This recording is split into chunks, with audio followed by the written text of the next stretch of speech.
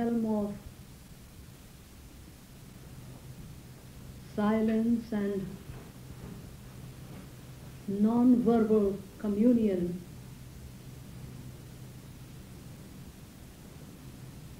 to the field of verbal communication,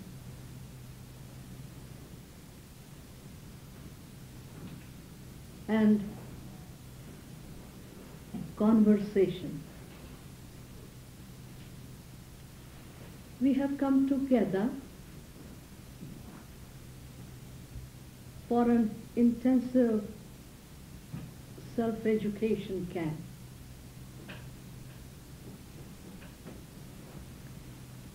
And I'm glad to see so many of you joining this adventure.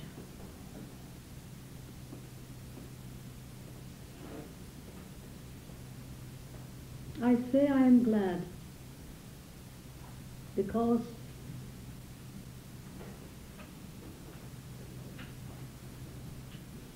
the circumstances in which the human race has plunged itself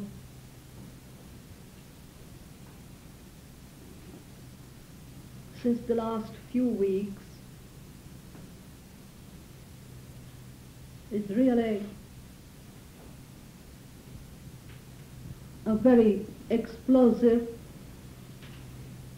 and dangerous situation.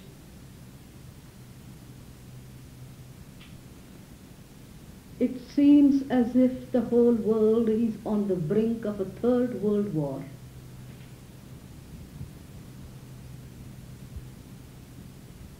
And there must be sadness and anxiety in your hearts as it is in mine, because we as religious inquirers look upon all the human beings inhabiting the earth as members of one human family. So it could have been possible for any of you to feel so frustrated and despondent that the heaviness of despondency and frustration could have kept you away from this tiny self-education camp that we are going to conduct for the next 10 days in a far-off corner of California.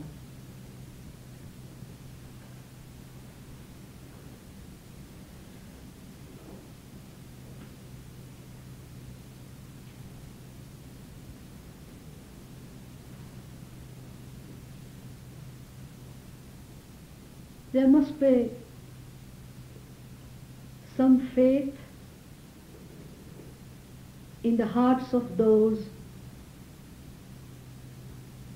who have brought themselves here for joining the adventure. Faith in life. Faith in the totality of life that has been expressing itself through untold centuries in an innumerable variety of manifestations. Sometimes the manifestation of global life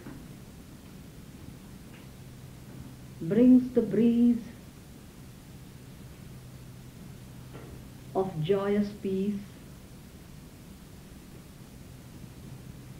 Sometimes it brings the spontaneous outburst of compassionate love.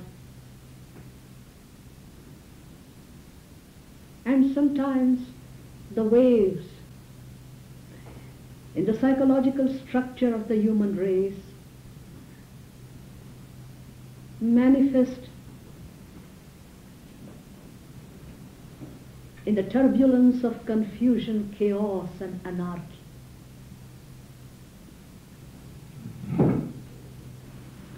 The human history has passed through many such phases, and it shall pass through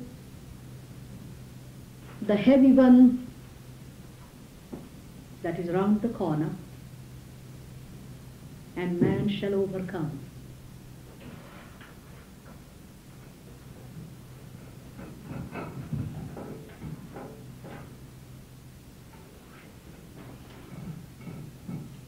It is also humility which might have brought you here, because self-education requires a humility to learn.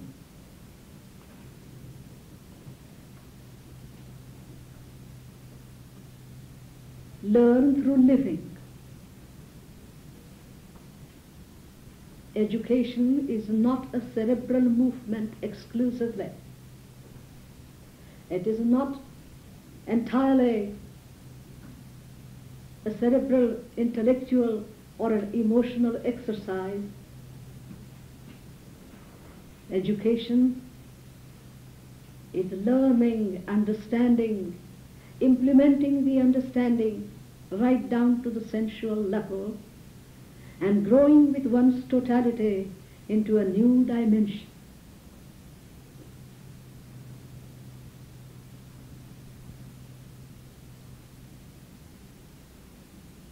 Attending meetings and conferences requires a receptivity and the capacity to listen. But one is engaged there most often in the activity of knowing with the help of brain. As a listener, one exercises the brain,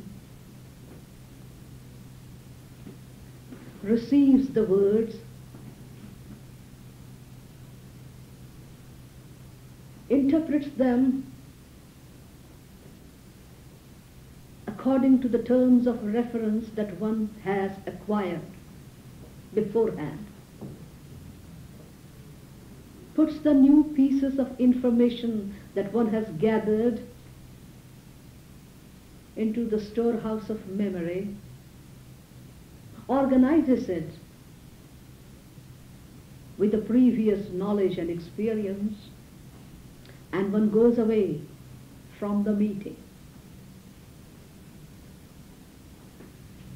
The intellectual exercises does refresh the intellect. It entertains the mind, stimulates the emotions, intoxicates the person for a few hours or a few days, or at best for a few weeks if the person has a depth to his being. So knowing is a cerebral exercise,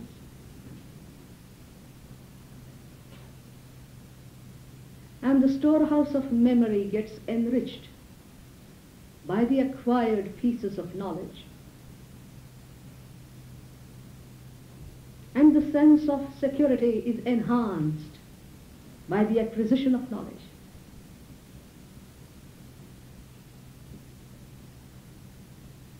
But knowing surely is not synonymous with understanding. You may know about all the philosophies in the world, and it is possible that you might understand very little of it. Knowing is an acquisitive activity, whereas understanding involves not only the cerebral organ, or the psychological structure, but the whole being.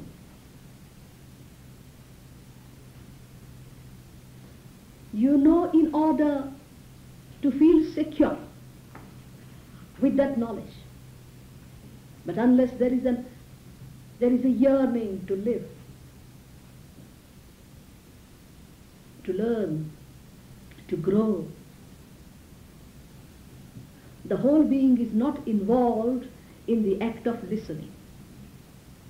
Listening leads to learning when the whole being is committed to that act, involved in that action.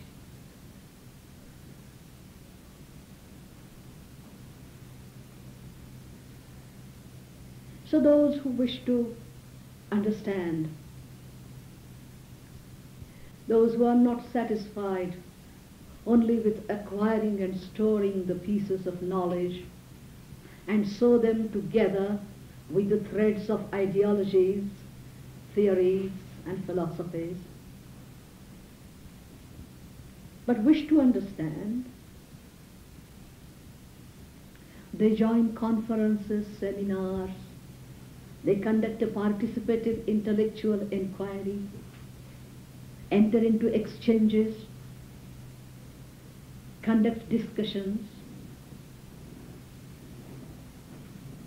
But when the understanding takes place, one requires an opportunity to let the senses and the mind live its understanding.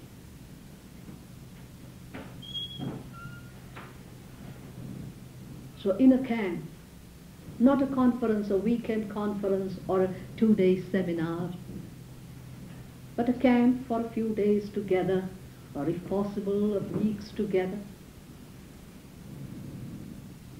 Enquirers can come and give themselves an opportunity of living what they have understood. Knowing, understanding, and living of the understanding. The three together equip the human apparatus for the total change to take place, for a transformation to take place.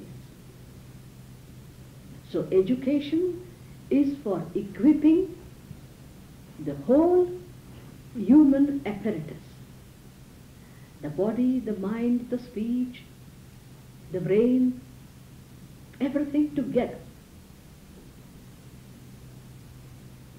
It's an involvement of the whole being. So I do hope none of us has come here with the view of spending a few days in rest and relaxation, or spending a few days in vacation with good people around. I hope none has come with the desire of entertainment or intellectual stimulation, but that every one of us is inspired with the urge to discover what is religion and religious living.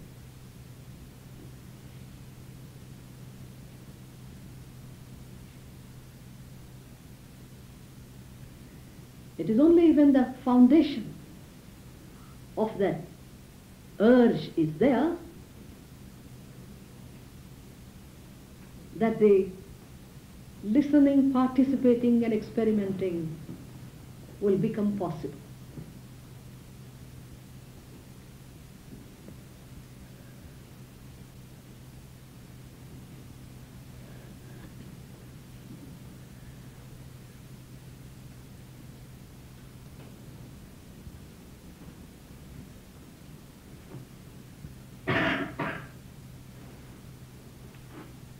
Shall I give you this? It's okay?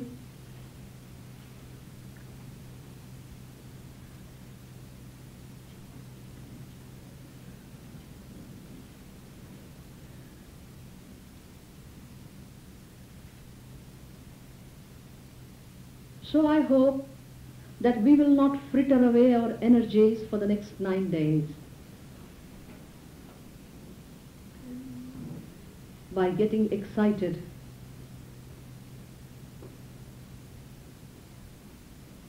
sensually.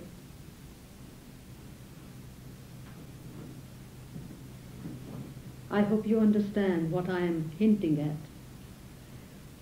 The beauty, the solitude, the peace, and the company of like-minded people has its own excitement.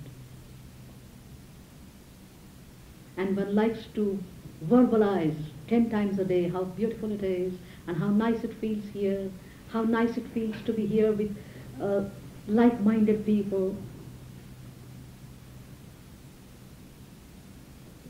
That is to say, one remains engaged with the emotions and the emotional reaction.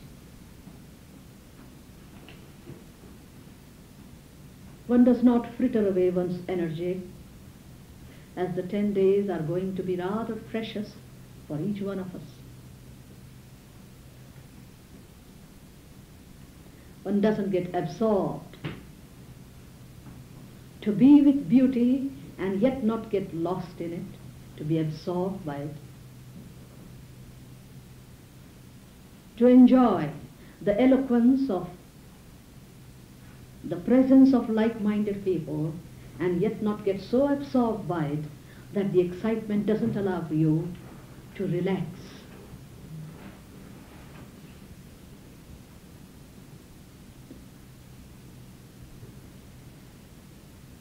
So we shan't get excited, we shan't get absorbed, shan't get lost.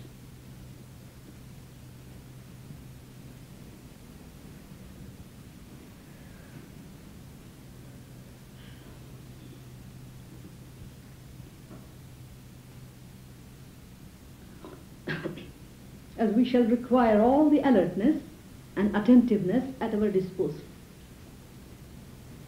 Now, this afternoon, shall we look at the word self-education? I sit here to monitor the inquiry. Or perhaps as a captain of a team when you play a game. I hope you understand the difference between a captain of a team that goes out to play, a monitor in a class, and a master, a teacher, or a guru. You and I together shall learn from the same master, that is the life. The life, the relationships around us and within us. So life will be the teacher outside, and understanding within us will be the inner teacher. If a person can live one's own understanding, 99% problems of one's life shall be solved very easily. If one has the humility to live what the voice of intelligence says from within, what the understanding, the voice of understanding, the voice of silence from within whispers unto us, if one has the humility to be a disciple of one's own understanding, one shall see that life changes, growth takes place, and relationships do not appear to be ordeals or a battlefield.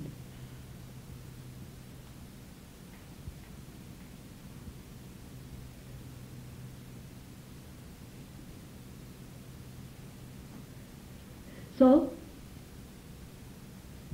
we shall be educating ourselves by living the inner understanding that takes place without being defensive.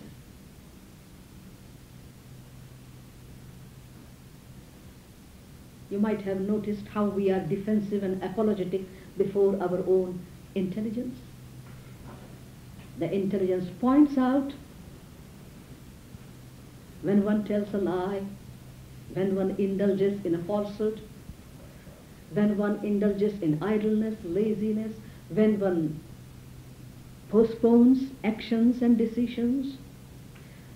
The intelligence, the understanding points out from within that what is being done is incorrect, it's undesirable. And then we defend, we plead.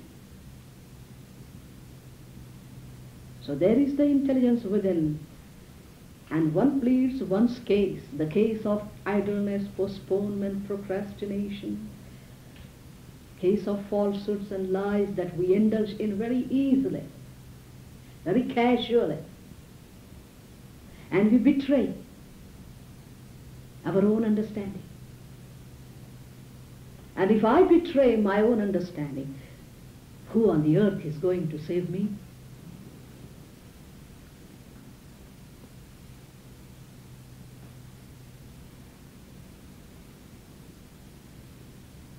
If I had the cheek to deceive myself by imagining that I don't understand, while understanding is there, but it is very unpleasant for me to act upon my understanding, who is going to lift me up and take me away from this vicious game of self-deception?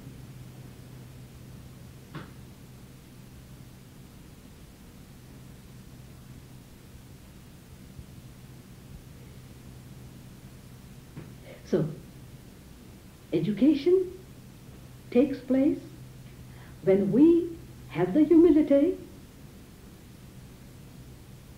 to listen to the voice of understanding that takes place in our heart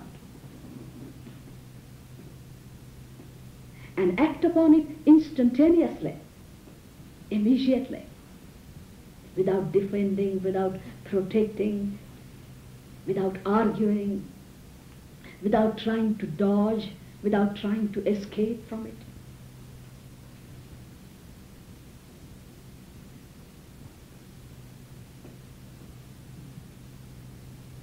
That's why the word self-education has been used as an adjective to the camp, self-education camp. Why is it called intensive self-education? We cannot be here together for months, can we?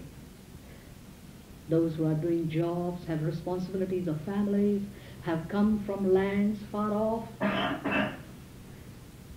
There is a time limit. Even to come away for 9 or 10 days is quite a luxury. That's why we have to enter into intensive self-education. That is to say, without getting distracted, without diverting any of our energies, we focus all the energies in listening, learning, understanding, and living up. No, not up to. Living the understanding. If I say up to, it will become an authority. And if I convert my understanding into an authority, I'll try to impose it upon you. And the whole will be back into the trap. So live the understanding as it takes place.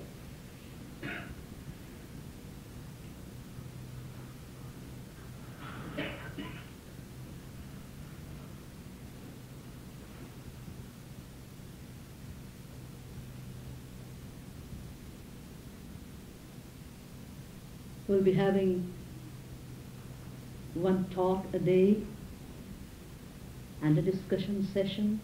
We'll be meeting here together to sit in silence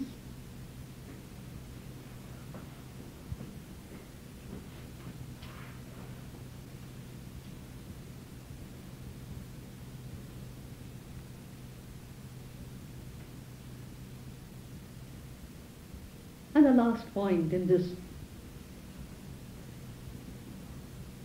welcome talk, as it was supposed to be,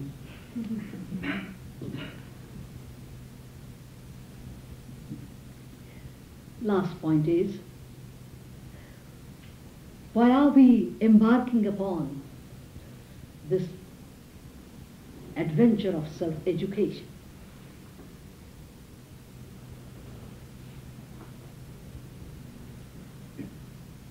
This embarking upon the adventure of educating the bodies, the minds, the speech becomes necessary because religion is a way of living.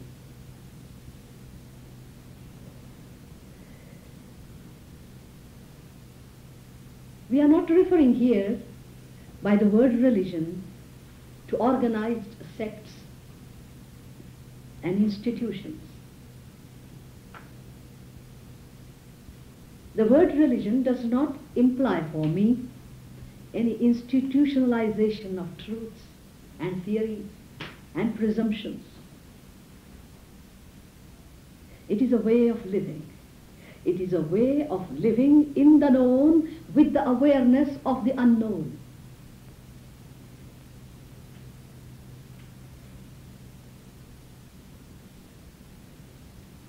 We'll be living as we have to with the known, in and through the known. The movement of the known is something that cannot be avoided. We ourselves are the cells of such movement. The past moves through us. The past expresses itself through us. So it's living in and through the known, which is surrounded by the unknown.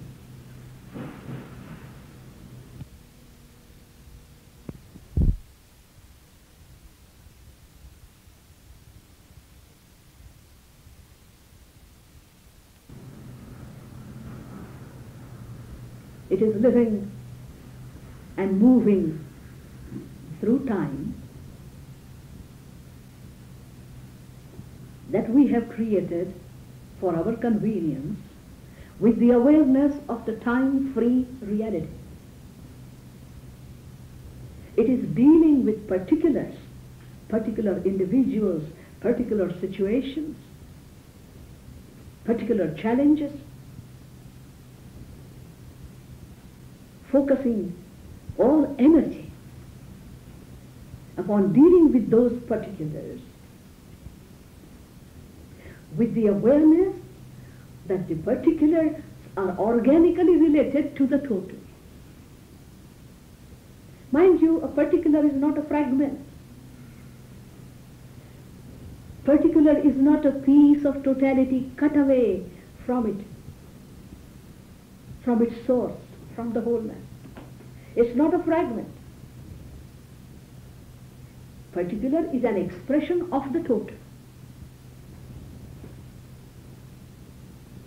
So, being limited by the form, living in a human body, expressing ourselves through the conditioned mind, limited by the past, limited by the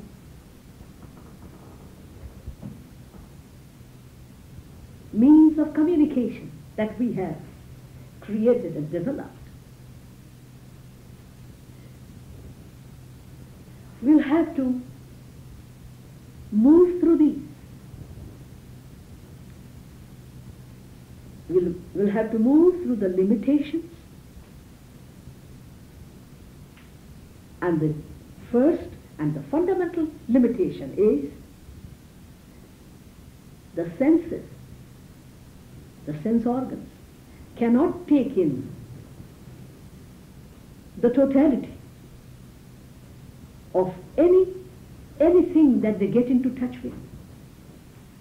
The ears cannot take in the total sound. The eyes cannot take in the total unit of observation or perception. The mind cannot take in the totality in one sweep. It takes in one, and then the other, and then the other, and keeps them together with the help of an idea of sequence and continuity. So, we cannot avoid dealing with particulars. We cannot see the totality. The senses, the mind, the brain cannot take in the totality in one sweep, as it were. So, living and moving in and through the particulars, there can be an awareness of the total, of the whole. The awareness of the wholeness and the grip on the particular is a way of religious living. So religion is a way of living in which the senses, the body, the whole of it, the beautiful wealth inside the body is involved. The manipulation of sounds, which is speech, is involved. This mysterious process of breathing is involved. Looking, listening, this is involved. This is living. So, religion is a way of living in which your totality is involved. Every moment, in every relationship. One does not live through a fragment of one's being. One does not live partially.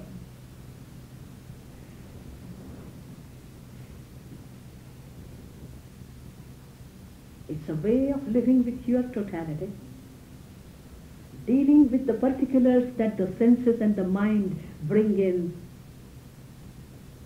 with the awareness of the whole life. We'll go into all these details because the theme for this camp is going to be meditation and religion. But I just wanted to clarify in the very beginning that religion for me does not mean any institutionalized truth and theory.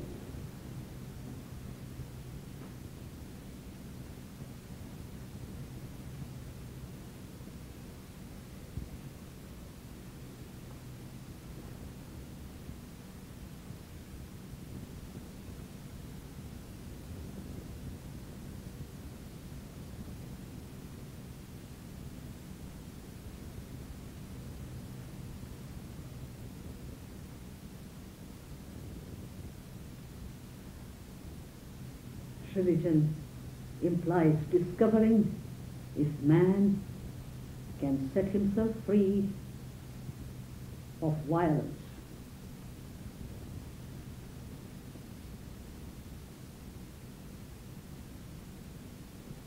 We haven't changed. We are violent, individually and collectively.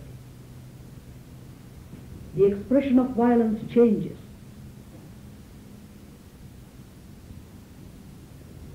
The expression has been changing through centuries. Instead of bows and arrows, there may be swords. In place of swords, there may be guns.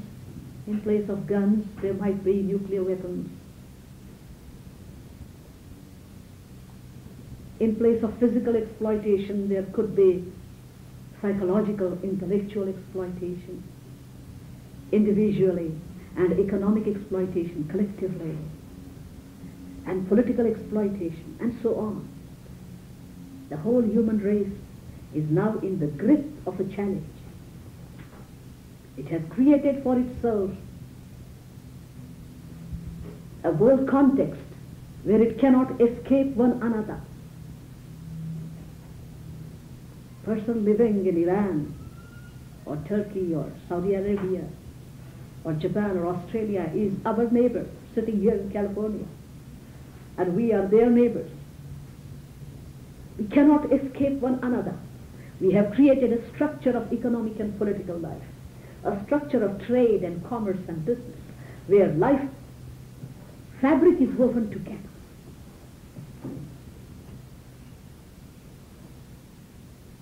So the way out is finding out, discovering if there is a dimension where man can be free of this violence in him, where violence begins with assertion, develops with aggression, flowers into exploitation and ends in wars and killings.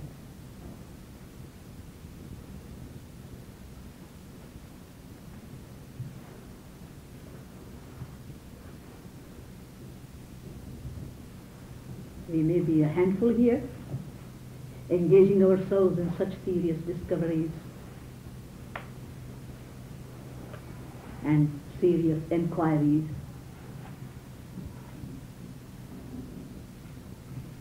But such inquirers, explorers, have been the salt of the earth through centuries, and such groups scattered all over the world may be doing exactly the same what we are doing in this corner. They shall be the salt.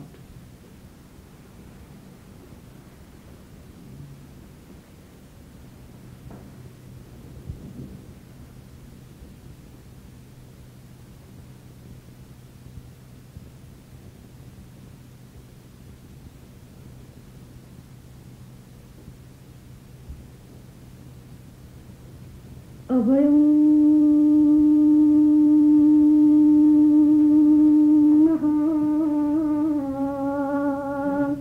karotu antariksham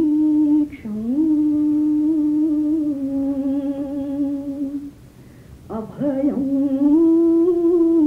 dyava prithvi ubhe ime abhayam पश्चात अभयं पुरस्तात् उत्तरात् अधरात् अभयं नः अस्तु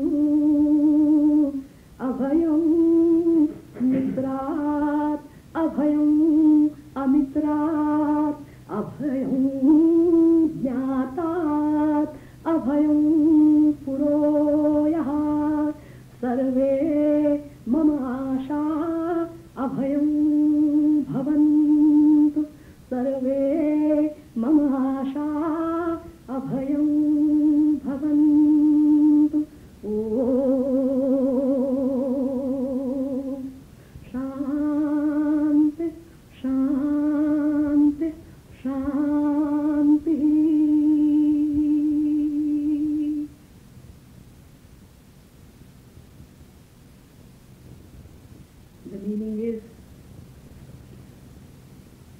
May the entire space be free of fear. May the earth be free from all manner of fear. May there be no fear from the west, and may there be no fear from the east. May not the south frighten the north, and the north intimidate the south. May there be no fear of the past, and may the future be free of fear. May there be no fear from those who look upon themselves as our foes, and may there be no fear from our friends. May the whole human race unite in fearless friendship.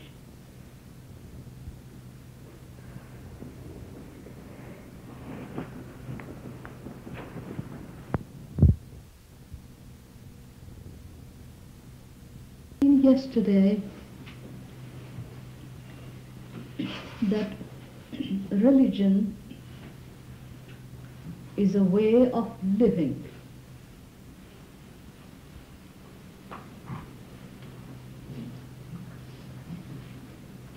It is not related in any manner to any acquisitive activity.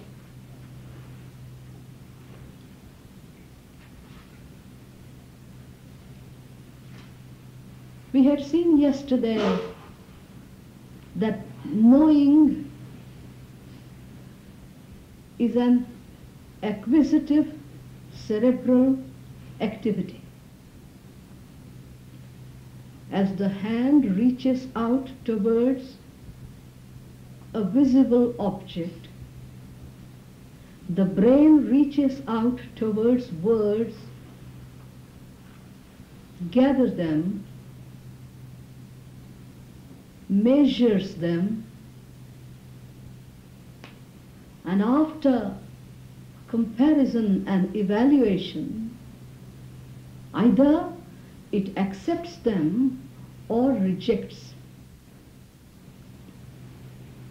So the cerebral activity of reaching out towards words, receiving and interpreting them is as much an acquisitive activity as you reach out towards objects through your sense organs.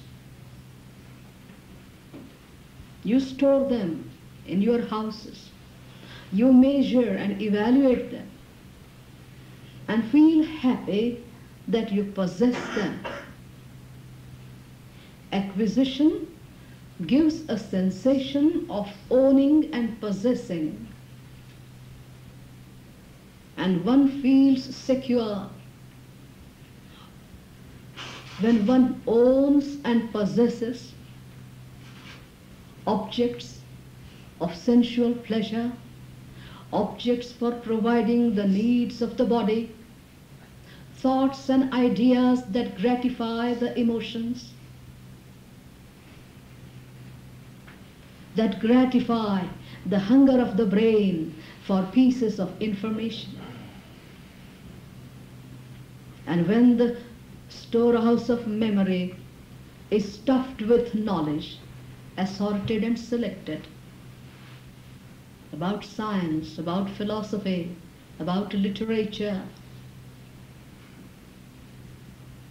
about religious scriptures and so on, there is a sense of psychological security.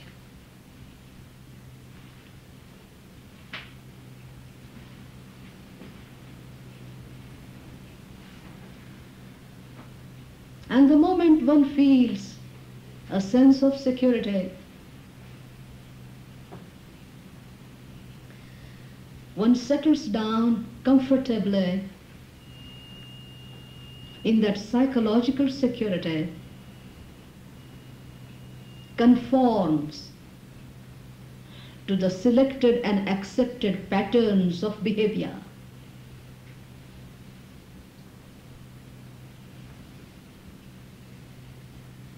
One becomes a prisoner of one's own knowledge. And the chains of knowledge that bind you are so comfortable that even the idea of breaking those chains in the name of freedom feels a rather painful process.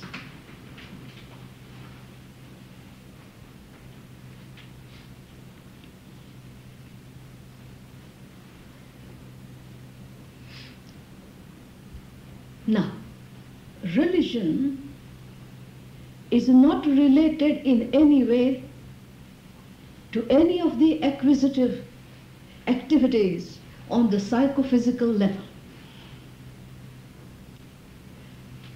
We have only 8 days for the communication and the communion. So we will be diving deep every morning, and it will be a hard work perhaps to keep pace with me. For some of you,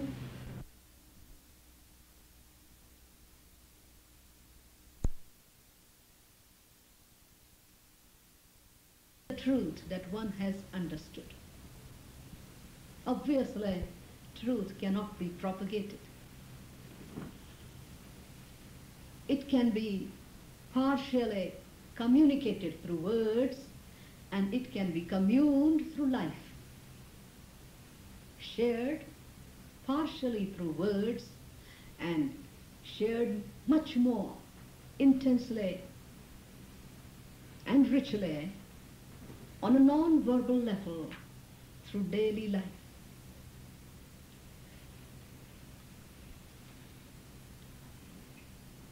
So the cerebral movement of acquiring words and ideas, accepting the authority of those words and ideas and conforming to them, is of absolutely no value as far as a religious life is concerned.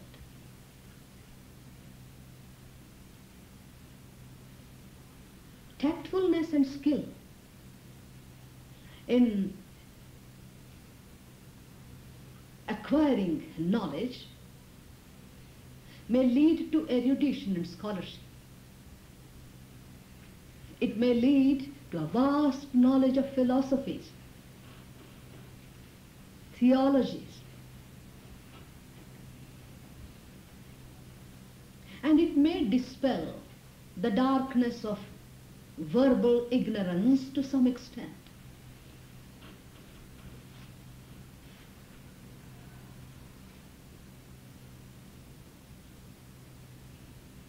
But it is not the content and essence of religion which is related to a personal discovery of the meaning of life, a personal discovery of the truth of life.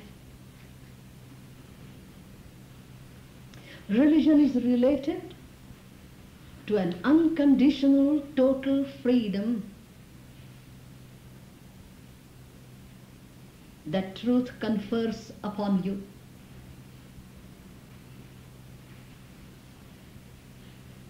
So it is related to learning rather than knowing.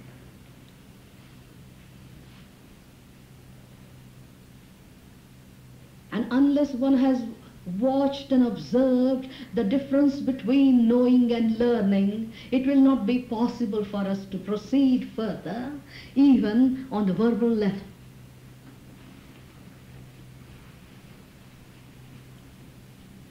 I read a book on psychology, Eastern or Western, and I know about the human mind. That mind is an instrument, that the content of mind or consciousness is thought. Thought is of the past. I read that in books. Or I listen to talks, and I have gathered this knowledge about the mind. So I know about the mind, the human mind.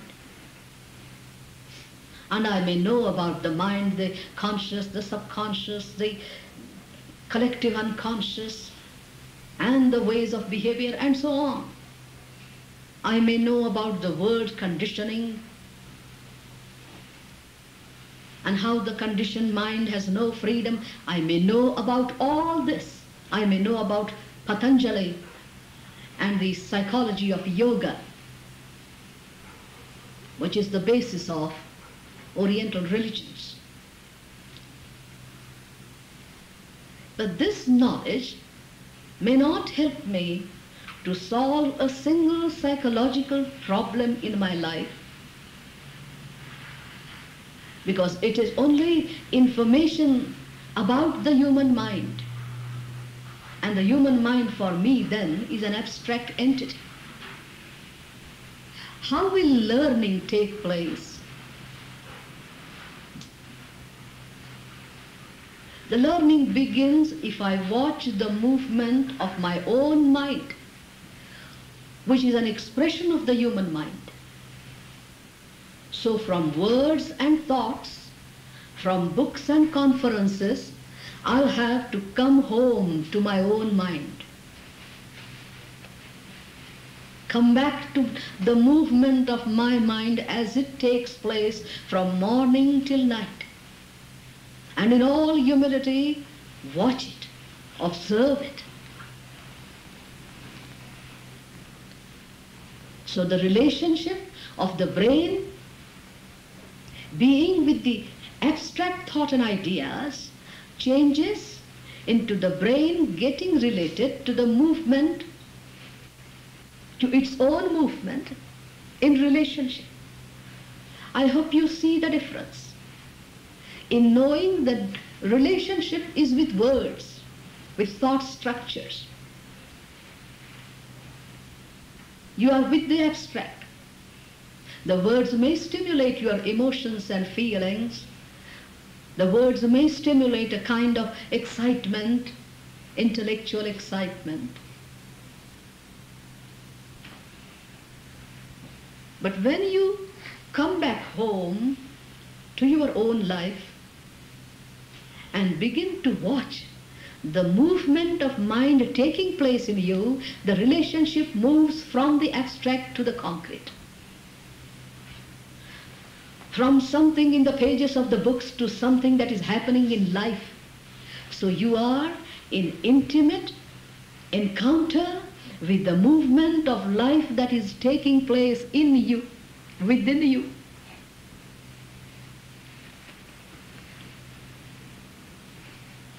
So learning requires a relationship with the movement of life and not the movement of thoughts and ideas.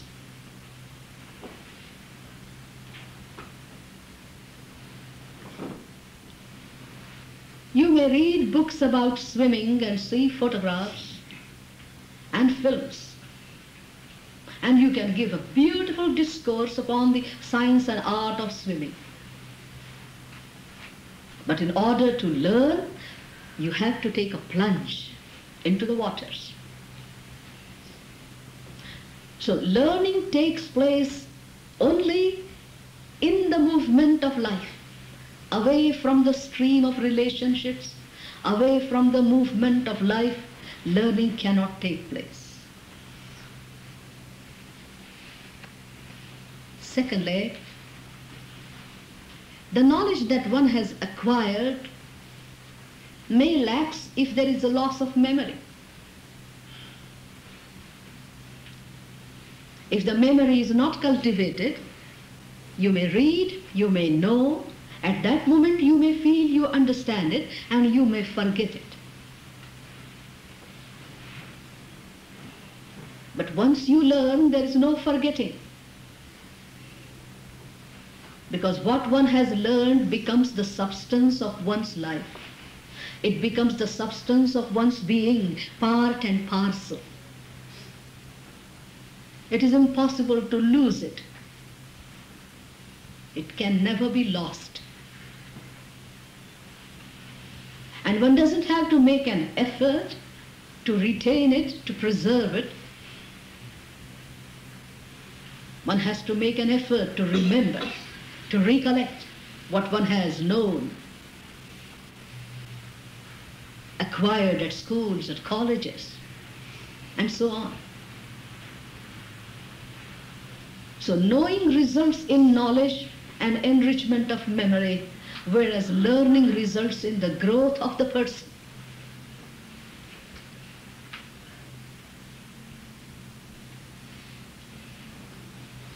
The food that one eats gets assimilated by each and every part of the body. The bone structure, the glands, the muscles, the plasma, the nerves, the blood cells. So whatever food has been taken in gets converted into the substance of your life. I hope we understand the significance of the word substance. You are not apart from it. It is not separate from you.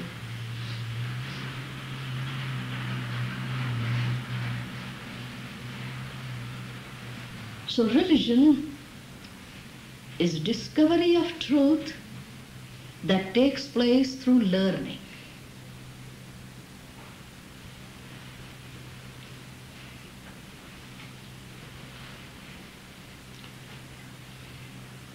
So learning results in understanding and growth.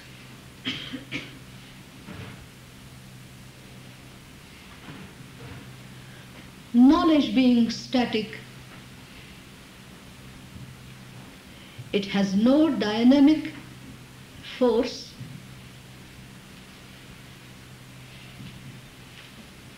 to get implemented in your actual living. You may read books about ethics and morality, and read books about how bad it is to smoke and how bad it is to oversleep. You may know all those things. How harmful it is if one indulges in indolence and laziness and sluggishness, and the necessity of exercise for the body, and so on. You may know about it, but that knowledge does not release an inner urge and cannot oblige you to live accordingly. So you may read a book and say, yes, it's too harmful to oversleep, say for 10 hours a day, and at the same time you may continue to oversleep or overeat. But once you learn and you understand, understanding has an explosive capacity. It brings you to a choiceless awareness of the facts as they are. And so life changes. So learning, understanding, and growth, which is total change.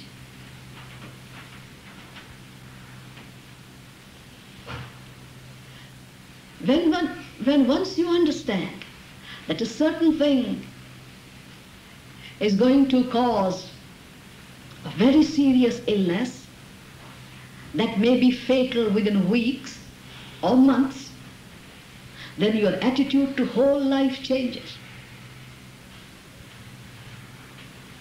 To food, to exercise, to your mixing with people, to your job, to money, to your body, because then you feel the breath of death on your shoulder. You realize that death is not an idea, it's a fact.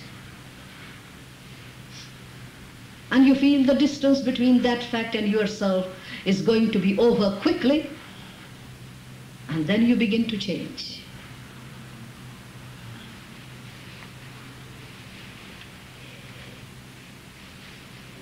Because there, learning results in understanding, and understanding leaves you in a choiceless awareness.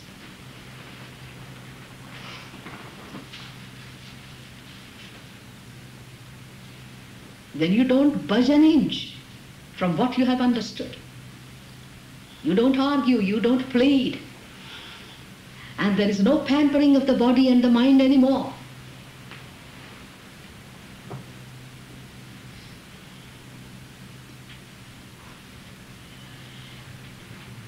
So you might have watched and noticed by now that for a religious living, learning is necessary. Now, how does learning take place?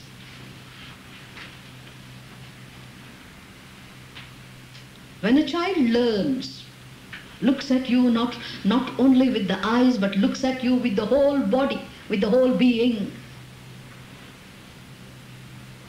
I hope you have watched children as they grow and how they are anxious to learn.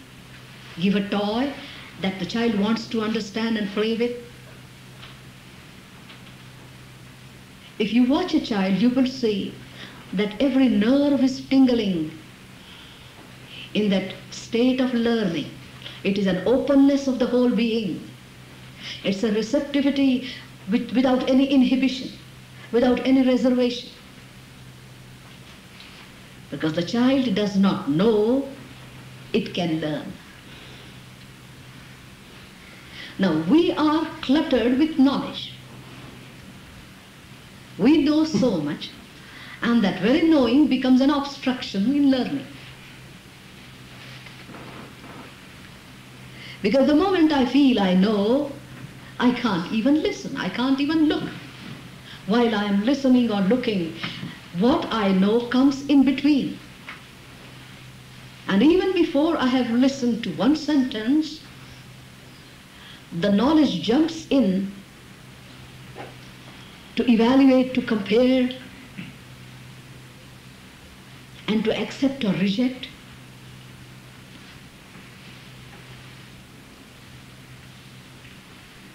So a mind heavy with knowledge, stuffed with information, has no inner space left for pliability, has no receptivity.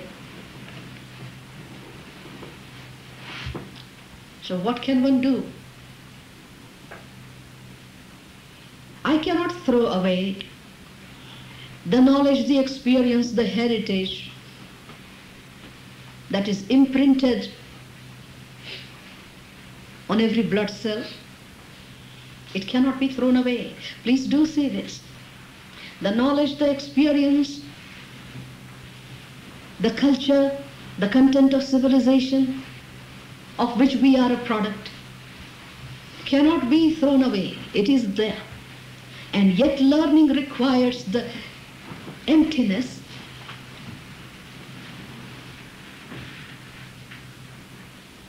which stimulates humility and receptivity. A cup that is full cannot be filled, obviously.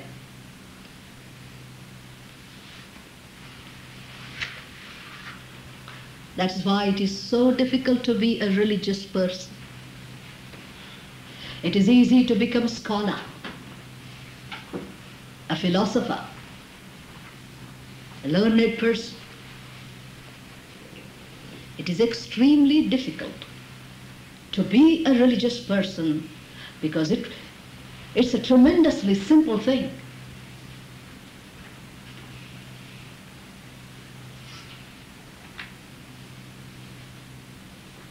Freedom, unconditional freedom, is the essence of religion. And here we are bound, hands and feet, with the chains of knowledge, with the content of culture. The body is trained and conditioned to move in certain ways. The impulses, instincts are trained to move in certain grooves. The brain is trained and conditioned to function through certain channels with the help of certain symbols, and so on. I do hope that you have looked at least once at this whole panorama of bondages which get amalgamated together in what we call a personality. There is an order in it. There may not be chaos and anarchy. The conditionings may be in an orderly fashion. So I am asking myself, do you see, we are beginning at the very beginning, at the first step. How do I learn?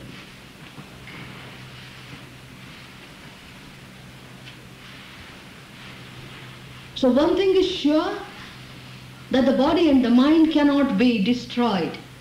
They are the instruments for the learning to take place. They are conditioned. They are not empty. They are not blank slates on which you begin to write. So is there a way of emptying all these conditionings?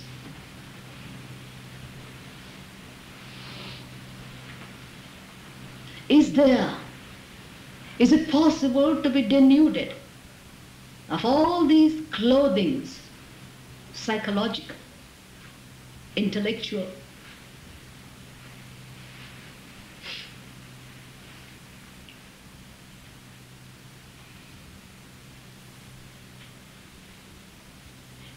If the emptying of all conditionings is not possible, then learning shall never take place. And understanding comes only through learning. And the choicelessness that liberates is the fragrance of understanding.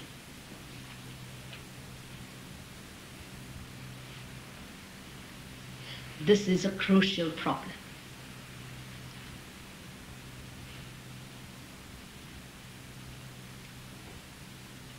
Now it's not a bucket or a bottle that you can hold in hands and then empty it.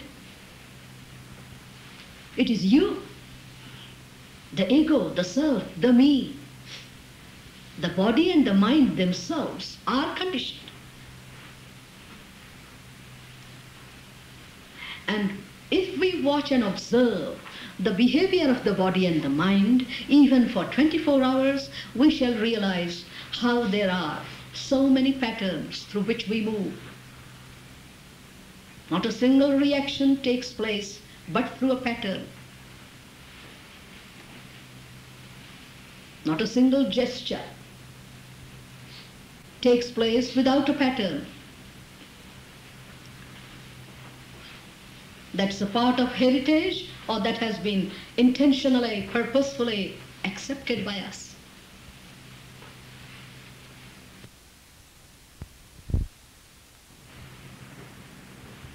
If one watches for a day, one shall see the nature of bondage in which we live. I said man is a prisoner of his own knowledge. It's a vast prison house, the global one.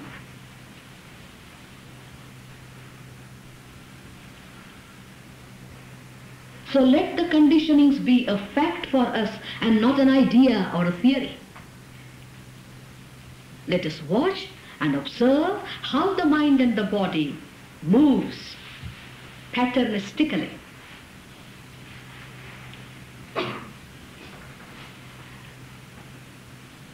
Watch the moments when the anger erupts from within.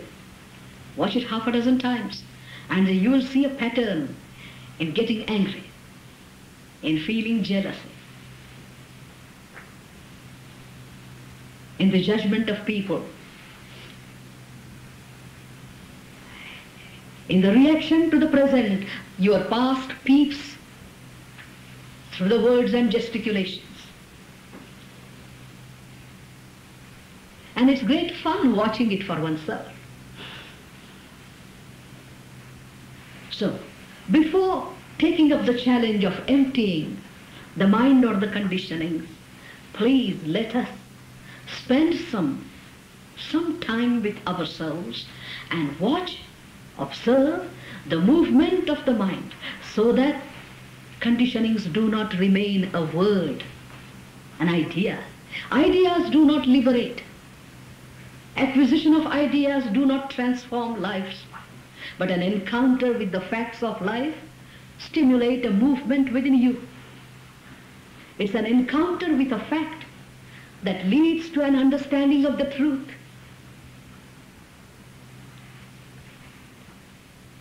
So, desirous of living a religious life, I begin to watch.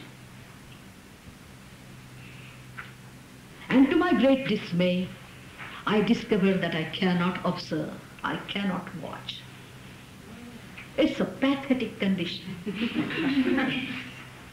It's a pathetic condition of the human race that having grown lopsidedly, the brain has been sophisticated and refined and cultured and cultivated to such an extent that pure perception and bare cognition have become an impossibility for us. Whenever the mind moves in that complicated way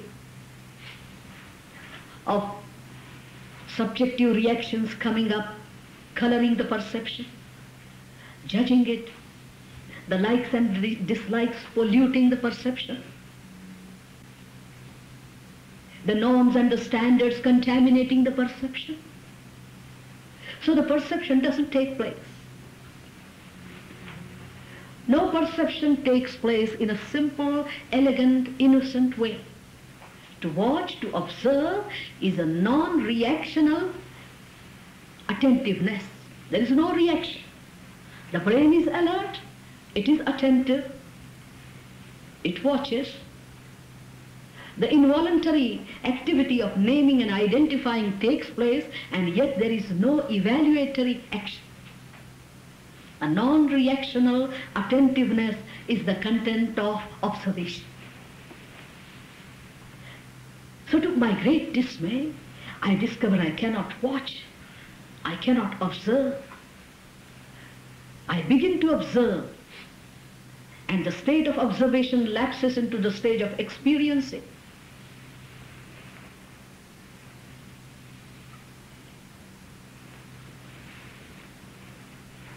So I begin, and I say I have to educate myself, I have to learn to watch.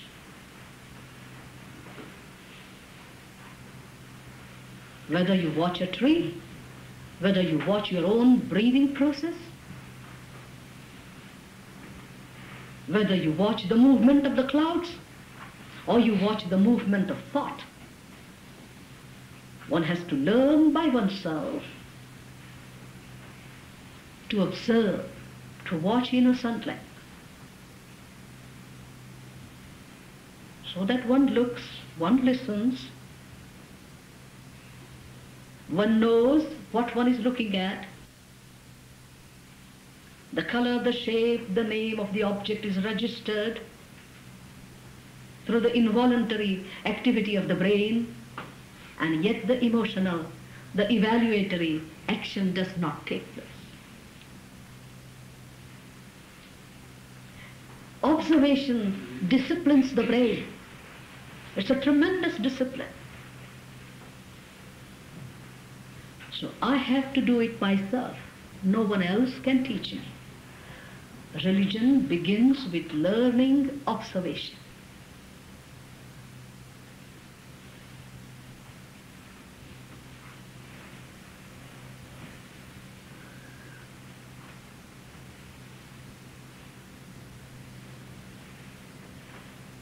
Now, while one is learning to observe, the past comes in, the values, the preferences, the prejudices they come in. Have you ever thought why they come in? Look, I have been born and brought up in a country which is predominantly Hindu. And the Hindus have accepted the authority of the Vedas, the Upanishads.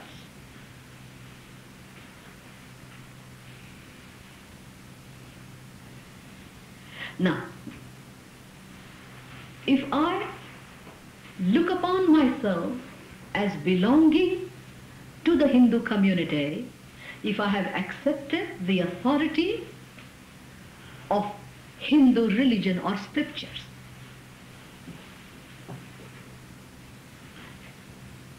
please do see this. If I accept the authority of the scriptures and what they have got to say, the norms and criteria that the Vedas have given, deep down in the subconscious and the unconscious, there is this authority, this is acceptance of the authority of the Vedas or the Hindu approach to cosmogenesis or human life, all their judgments about human life. If the acceptance is there, now the acceptance becomes the driving force behind the conditioning. The past by itself has no power to move. It is the acceptance of the authority that provides the momentum to the conditionings. The conditionings are lying dormant within the whole structure that you call by the name XYZ. But acceptance provides the force.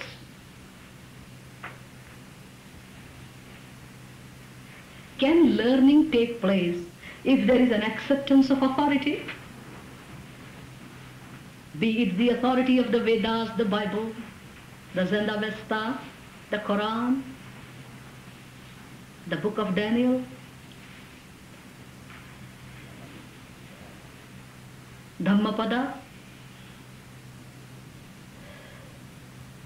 the teachings of Ramana, Ramakrishna, Krishnamurti.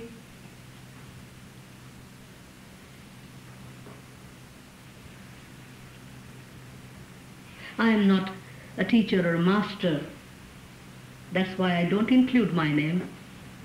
But as the books have been published, you could as well include Vimala's name too.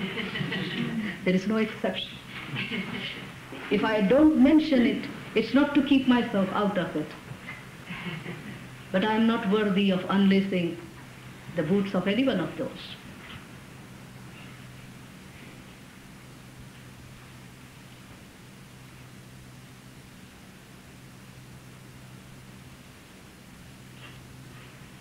So,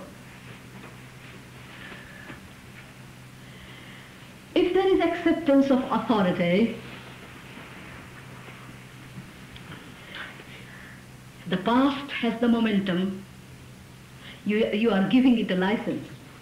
You are giving a license to the conditionings to come and intervene and interfere with the perception, with your actions, with your relationships, the moment you accept the authority.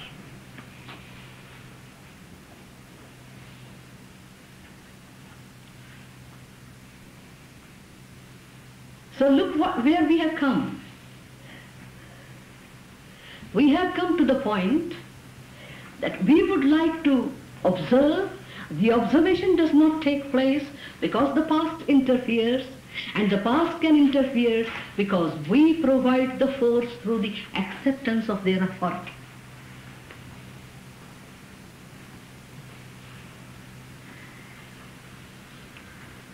It is easy to stand up in revolt and say, that's all trash. If you stand up and deny, the denial can become a new bondage like the acceptance.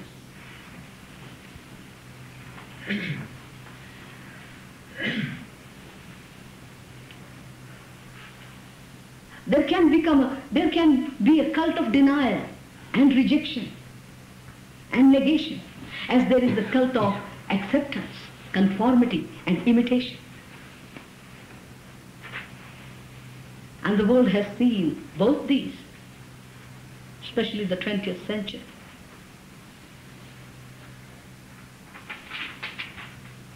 So I do not accept the authority, and I do not put in extra energy in the effort to deny, to negate, to reject. I say, I don't know. I say, I do not know whether there is God or there is not. I do not know how the creation took place. I do not know whether there is life after death or there was life previous to birth. I don't know. I wonder if I can bring across to you the significance of this attitude of non-acceptance and non-denial. Condemnation and denial create a rigidity within, as the acceptance and conformity do create. So one escapes from one approach and falls into the trap of the other. Now, as you might have watched attachment making you very rigid, creating expectations, creating obsessions, creating the desire to dominate, to depend upon. And if you move away from attachment and cultivate detachment, then also you become very rigid. You go on making efforts all the time to deny that attraction and infatuation which is moving within you. Unless there is a movement of attachment within, shall we ever require the attitude of detachment? Resistance to attachment is detachment. Resistance to acceptance is denial. So one would like to say that there is neither acceptance of authority nor denial of authority. One only says in all humility, I don't know.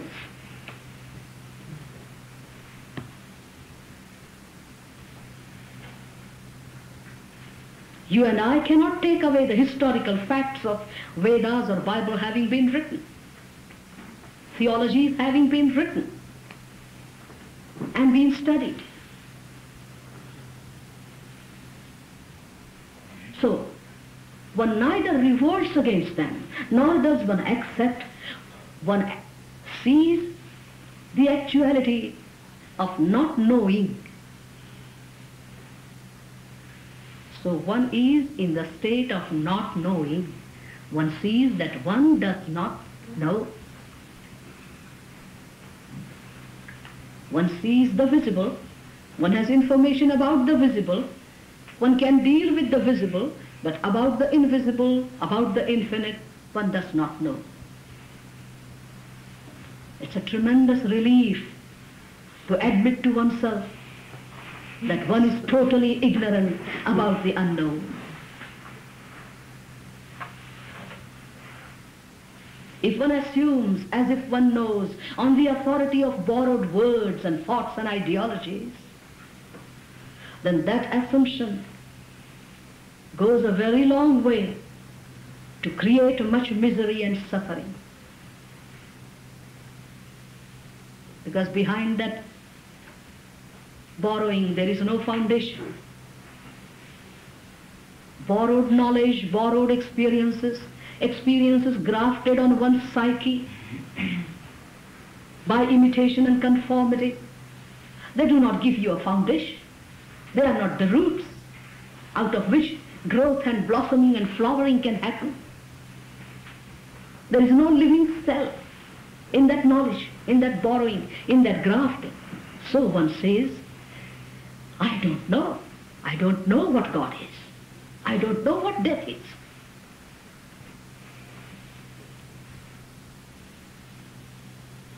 So for learning, we came to observing. When we saw we could not observe,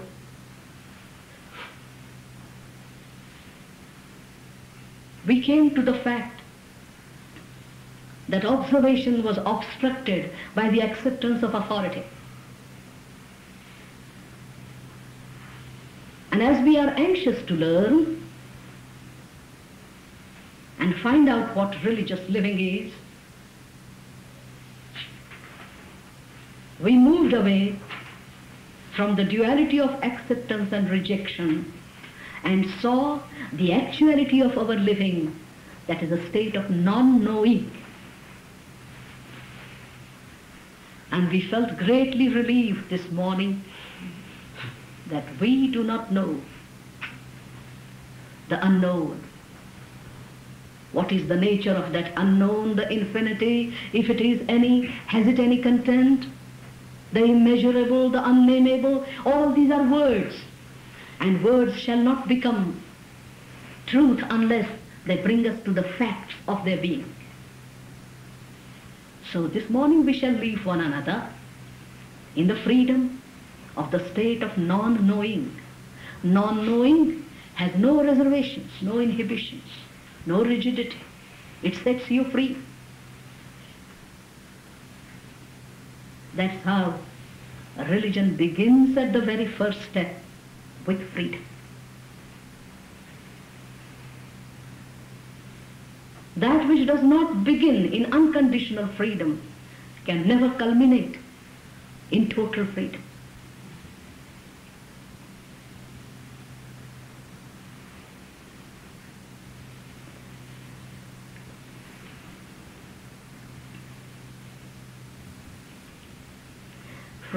So from the acquisitive activity, we have moved to the act of learning.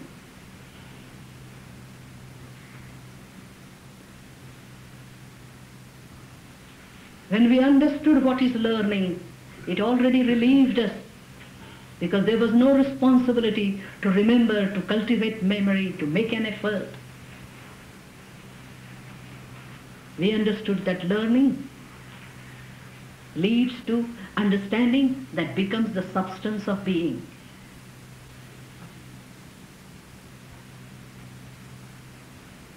So I hope with every one of us sitting in this room, two facts could have taken place this morning. Movement away from the acquisitive realm, which has its own complications, movement away from that to the simple learning. This is one fact. From the complicated realm of knowledge to the realm of simplicity, that is learning. And the inquiry into learning, liberating us from the heavy burden of the authority of the past. The past is there, only the authority is not accepted. The past is there in the form of the body, the mind, the content of consciousness. It is there. What has disappeared is the authority.